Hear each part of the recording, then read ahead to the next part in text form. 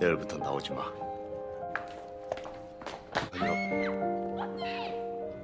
수진아.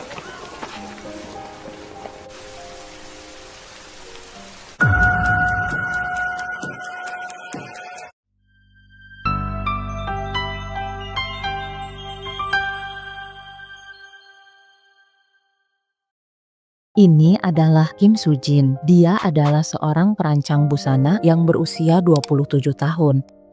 Ceritanya dia sedang menjalin hubungan dengan seorang pria bernama Yong-min yang merupakan kolega atau relasi seprofesi dengannya. Hari itu dia janjian dengan Yong-min di stasiun. Mereka berencana akan melarikan diri karena hubungan mereka tidak direstui oleh kedua orang tua Soo-jin, juga orang-orang di sekitar mereka. Karena Yong-min ini merupakan seorang pria yang sudah beristri.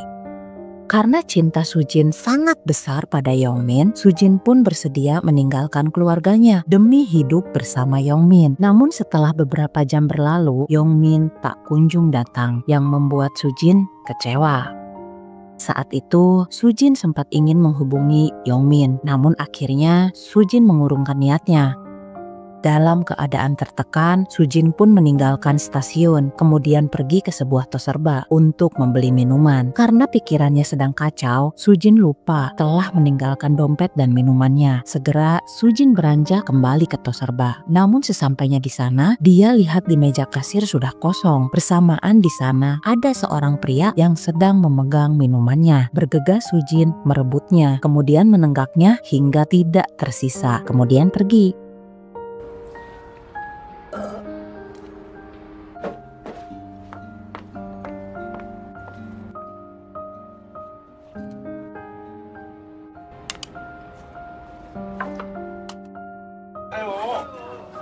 그냥 타래니까요.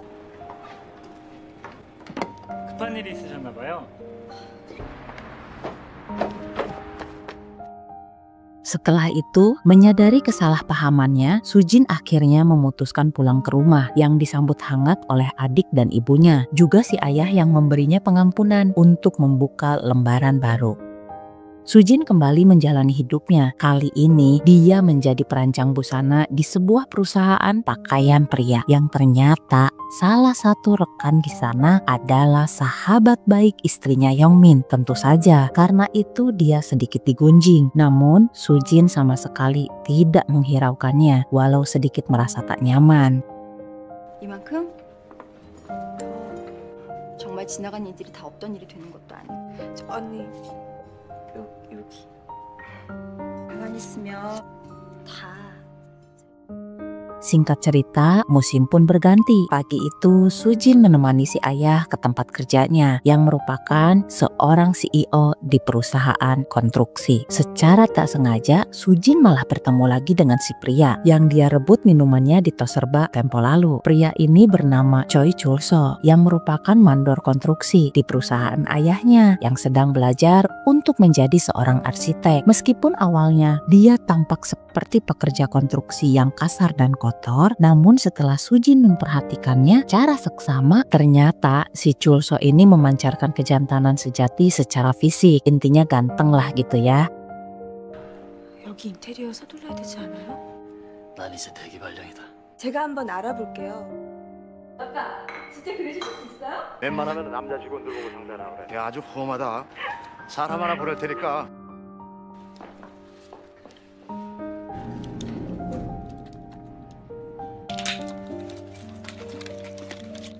아이고, 이렇게 와주셔서 정말 고맙습니다. 표정이 어디에요?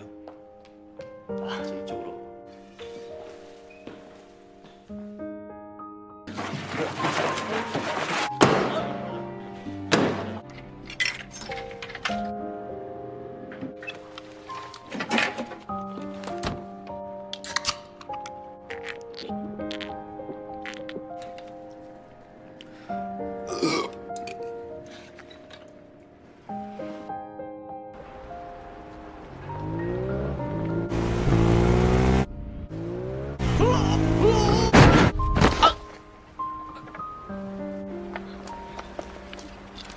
전철에서 물건 팔아. 볼펜을 잘 잃어버려서.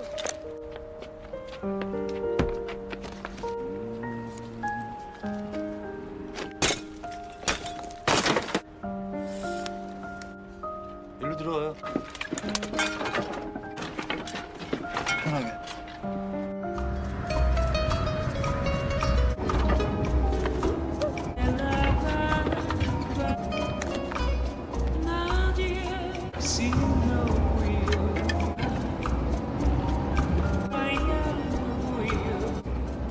미안해요. 뭐가요? 콜라 날치기. 건망증. Nah, dari pertemuan itu, si Sujin langsung naksir Beb. Dari sanalah dia mulai giat untuk mendekatinya. Cari perhatian gitu deh. Pokoknya ada banyak kejadian manis yang terjadi di antara mereka. Tapi aku ceritain salah satunya aja ya Beb. Di suatu malam, Sujin sengaja mendatangi tempat di sekitar konstruksi Chulso. Setelah lama menunggu, akhirnya dia menyadari bahwa Chulso ada di warung. Dia lagi nongkrong Beb dengan teman-temannya. Sujin pun segera beraksi. Tak lupa Sujin mengajak serta teman-temannya. Namun ternyata Chulso lagi fokus mengukir. Dia sama sekali tidak melihat Sujin lewat di depannya. Karena itu, Sujin pun menyapanya dan menjelaskan bahwa dia sedang tidak sengaja lewat. Tiba-tiba 기봉 형도 장가는 가야 될 거야. 아니야. 지나가다가 약속이 있는데 더라고요.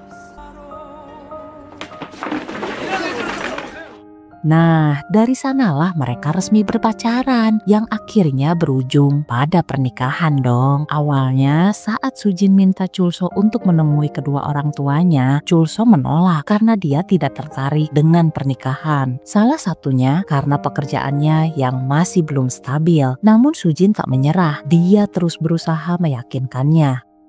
Suatu hari saat Sujin sedang dinner dengan Chulso, Sujin kembali melancarkan aksinya. Ya, ternyata tanpa sepengetahuan Chulso, Sujin janjian dinner dengan keluarganya juga. Tapi di depan Chulso, dia pura-pura kaget Beb saat melihat keluarganya datang. Seolah mereka tak sengaja bertemu. 아빠. 어디 가니? 잠깐 화장실 좀. 내일부터 나오지 마. 어디로? 수진아.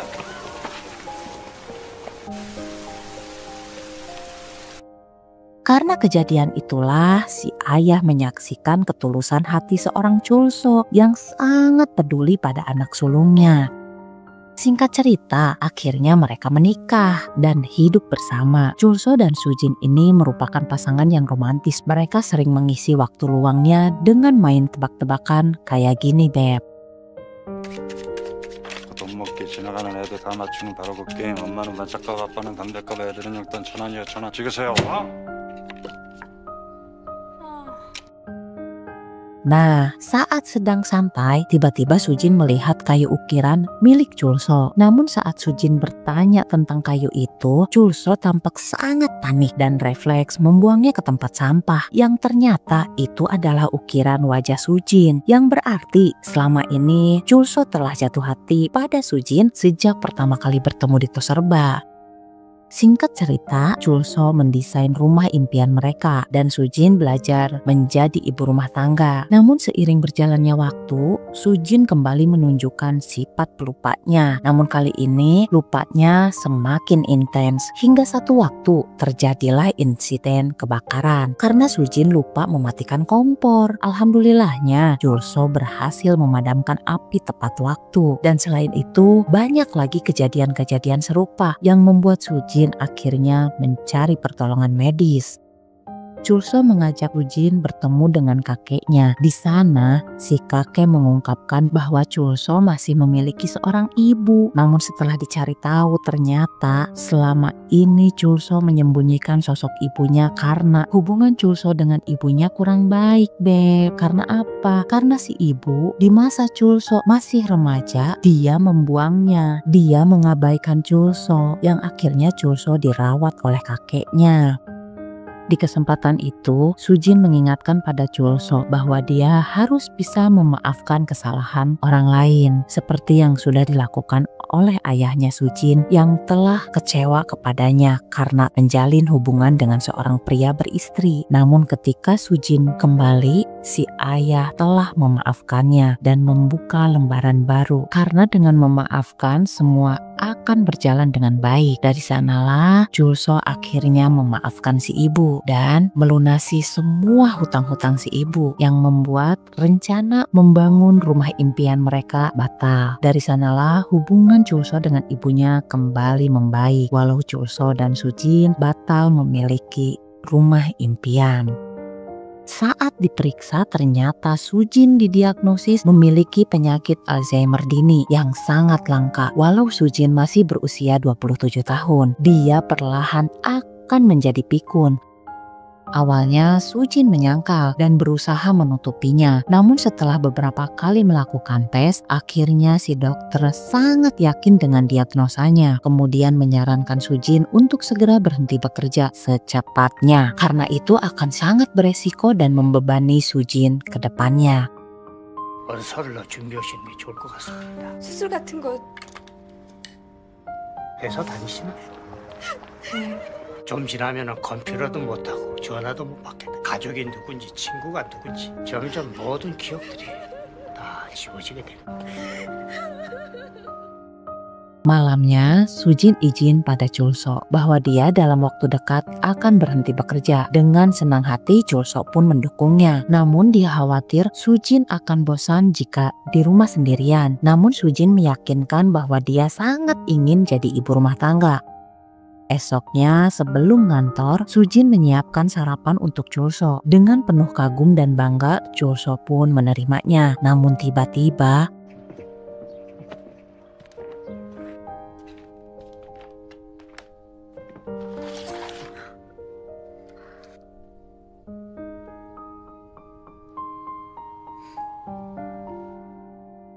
이거 형 부유락 사왔어? 야, 색깔 봐 유치하네. 윤기 봐 윤기. Karena kejadian itu, Chulso merasa khawatir dengan kondisi Sujin. Akhirnya, dia memutuskan untuk menemui dokter Sujin. Mendengar penjelasan dokter, Chulso sangat terluka hingga dia menyerang si dokter. Dan terungkap fakta bahwa ternyata si dokter mengalami hal yang serupa dengan Chulso. Maka dari itu, dia terobsesi untuk mendalami tentang penyakit Alzheimer yang telah merenggut nyawa istrinya. Di kantor, Sujin dikejutkan dengan adanya Yongmin. Ternyata si Yongmin mulai bekerja sama di sana bersamaan dengan Sujin mengajukan berhenti kerja. Saat pulang dari kantor, tiba-tiba Sujin merasa sakit kepala. Lalu dia lupa arah pulang. Tak lama, petugas menghampirinya dan berusaha membantunya bersamaan dengan kedatangan Yongmin yang menghampirinya untuk klarifikasi. Karena Yongmin merasa bersalah, Sujin resign gara-gara dirinya. Namun di luar dugaan, ternyata saat itu Sujin malah menyambutnya dengan hangat, seolah-olah Yongmin masih kekasihnya. Di kesempatan itu, Yongmin pun mengajak Sujin untuk kembali berpacaran. Tanpa ragu, Sujin pun setuju. Namun tiba-tiba, 영미 씨 다시 2년 전으로 돌아갈 수 없을까? 왜요? 그땐 우리 만나기도 전이잖아요. 무슨 생각해? 수진아. karena kejadian itu, Sujin pun meluapkan emosinya. Lalu tak lama Chulso datang menjemputnya. Di sana Sujin meminta Chulso untuk mengembalikan Sujin pada ayahnya. Karena bagaimanapun dia akan lupa pada Chulso. Namun Chulso menolak. Dia tetap ingin bersamanya dan akan terus berusaha menjadi memorinya Sujin. Mereka berkomitmen untuk tetap bersama. 얘기 들었어? 응? 내 머릿속에 우리 헤어지자. 무슨 소리야? 조용히 뭐 사랑은 또 뭐야. 다 잊어버릴 텐데. 내가 대신 다 기억해줄게. 나한테 잘해줄 필요 없어. 네가 안 넘어오고 배려? 괜히 삽질하지 말고 영혼도 사라지는 거야. 일어나. 네 기억이고 네 마음이야. Chulso dan Sujin menempel semua informasi di setiap sudut rumah agar kelak dapat mengingatkan ingatan Sujin. Dan seiring perkembangan penyakitnya, cobaan yang dialami pasangan tersebut terus meningkat. Daya ingat Sujin semakin memburuk. 오늘 일찍 와. 6시까지?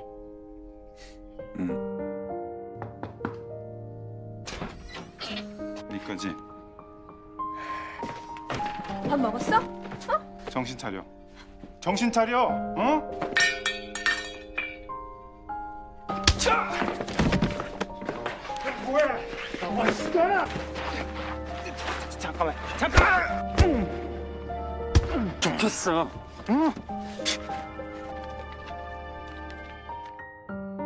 우리가 보살필게. 아닙니다. 저 병은 집안 내력이야. 제 사람입니다. 제가 보살피겠습니다. 언니.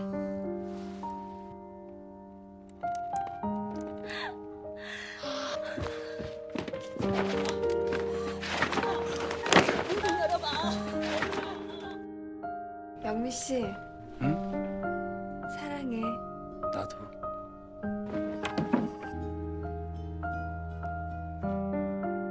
Akhirnya Sujin memutuskan untuk meninggalkan rumah mereka dan mendaftarkan diri di fasilitas perawatan. 정말 미안해요. 어떡해요. 나 때문에 울게 하기 싫었는데 가게만 해주고 싶었는데.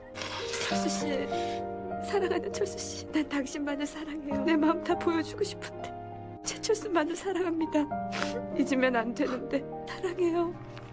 미안해요. 우리 아버지를 꼭 만나주세요. Meskipun berduka, Chulso tetap berada di sisi Sujin. Bahkan saat Sujin tidak mengenalnya lagi. Menyaksikan kondisi Sujin, Chulso hanya bisa menyembunyikan matanya di balik kacamata hitam agar Sujin tidak bisa melihat air matanya.